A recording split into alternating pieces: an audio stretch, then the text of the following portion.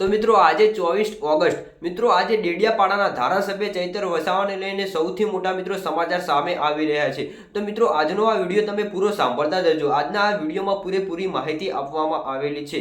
તો મિત્રો આજે 24 ઓગસ્ટના દિવસે ચૈતર વસાવાના કેસની સુનાવણી ગુજરાત હાઈકોર્ટની અંદર કરવામાં આવી હતી। તો મિત્રો શું ખરેખર આજે ચૈતર વસાવાના જામીન અરજી સ્વીકારવામાં આવશે કે નહીં? મિત્રો અગાઉ પણ તમે જોયું છે વારંવાર ચૈતર વસાવાના કેસની સુનાવણી રદ કરી દેવામાં આવતી હતી। તો મિત્રો આદિવાસી સમાજના લોકો ઘણી બધી રાહ જોઈ રહ્યા છે કે ચૈતર વસાવા ક્યારે જેલની બહાર આવે। ચૈતર વસાવાને 7 વર્ષની સજા ફટકારવામાં આવી છે, તેની વારંવાર જામીન અરજી રદ કરી દેવામાં આવતી હોય છે અને તેઓને જેલની બહાર આવતા નથી। તો મિત્રો આદિવાસી સમાજના લોકો ઘણા બધા રોષે ભરાયા છે કે ક્યારે ચૈતર વસાવા બહાર આવે અને મિત્રો આજે ઘણી બધી રાહ જોઈ રહ્યા છે કે આદિવાસી સમાજના લોકો આજે ખરેખર ચૈતર વસાવા જેલની બહાર આવી જશે। તો મિત્રો આજે ચૈતર વસાવા જેલની બહાર આવે તો તેમનું ધામધૂમથી સ્વાગત કરવાનું છે। તો આજે ચૈતર વસાવાના જામીનની અરજીને ગુજરાત હાઈકોર્ટની અંદર સ્વીકારવામાં આવશે તો ચૈતર વસાવા આજે આવશે જેલની બહાર।